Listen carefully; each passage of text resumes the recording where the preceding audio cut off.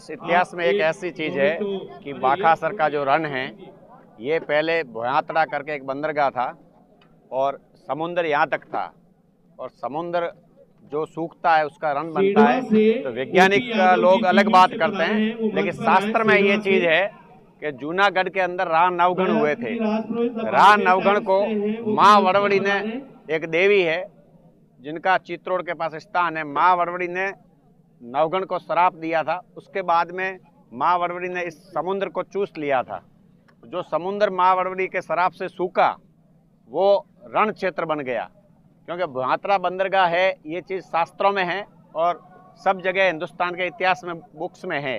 भुयातड़ा यहाँ से 13 किलोमीटर दूर है और पिछली सरकार ने वसुंधरा जी के समय ये प्रयत्न हुए कि इसको राजस्थान को बंदरगाह से जोड़ा जाए ताकि जो वहाँ से ट्रांसपोर्ट का खर्चा लगता है, कांडला से जो व्हीकल चल के डीजल जलता है, वो यहाँ समुद्र को एक नहर बना के यहाँ से बचाऊ के पास में रामदेव पीर मंदिर है, उससे 8 किलोमीटर आगे एक समुद्र का कोना इसी रण से टच होता है।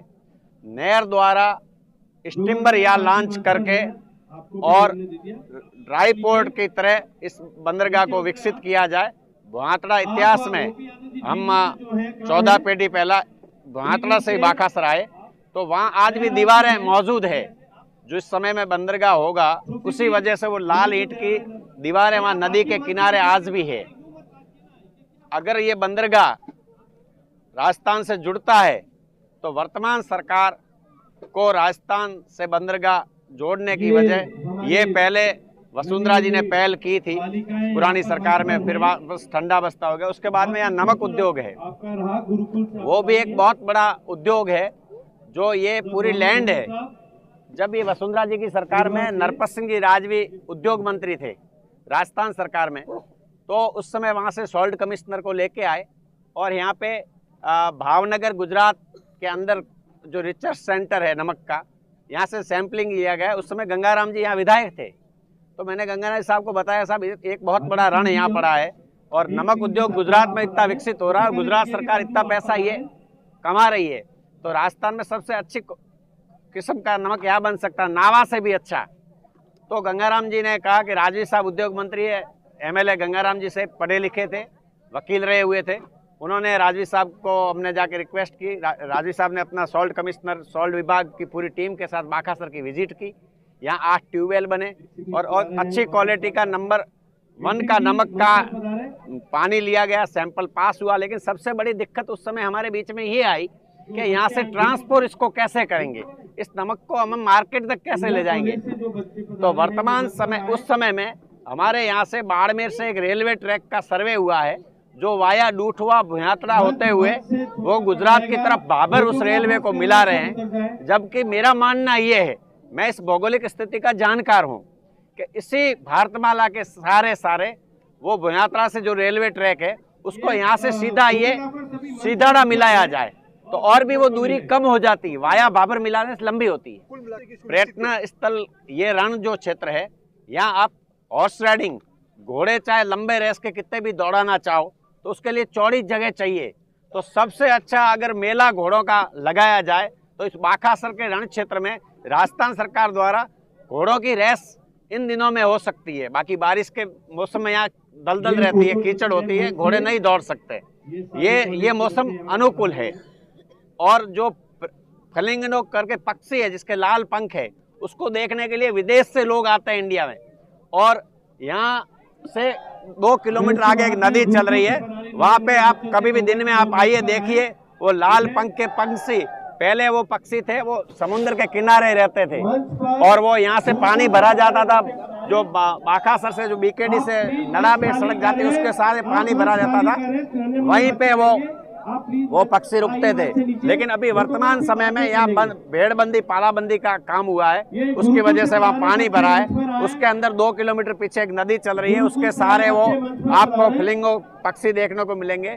सर्दियों में यहाँ साइबेरिया से एक तिलोर करके भी पक्षी है, वो भी इधर आता है। और ये टूरिज्म की वजह से आप जैसे जैसलमेर सम में जाते हैं, वहाँ गुजरात से गुजरात के टूरिज्म पूरा उधर चला जा रहा है। लेकिन बात यह है, टूरिज्म को 600 किलोमीटर आना जाना कम होगा। तो यहाँ से यहाँ सामने एक बेट आपको दिखता है, वो बेट सम और खूड़ी के दोरों जैसे बेट यहाँ है। तो उससे ये जो भारतमाला रोड है, ये भारतमाला रोड कभी बनने वाली नहीं थी, लेकिन बाड़मेर ब्रॉडगेज जो बनी और ये भारतमाला रोड बनी, उसकी देन ही एक भारत के वित्त मंत्री जसवंत सिंह जी भारत सरकार अटल जी की सरकार में बने। उस समय में ये रक्षा बजट में से भारतमाला रोड का सैंक्शन हुआ। हमारी सरकार से यही मांग है कि बाकासर को टूरिज्म का सबसे ज्यादा महत्व मिले और गुजरात का टूरिज्म यहाँ से जामनगर, यहाँ से द्वारिका और यहाँ से सोमनाथ, जो बाकासर से सबसे नजदीक है, जो जैसलमेर बीकानेर का ट्रैफिक है, वो वाया बाकासर डाइवर्ट होगा और पूरा टूरिज्म जो जोधपुर जैसलमेर देखने जाएंगे वो ये पक्षी और फ्लेमिंगो देख के जाएंगे।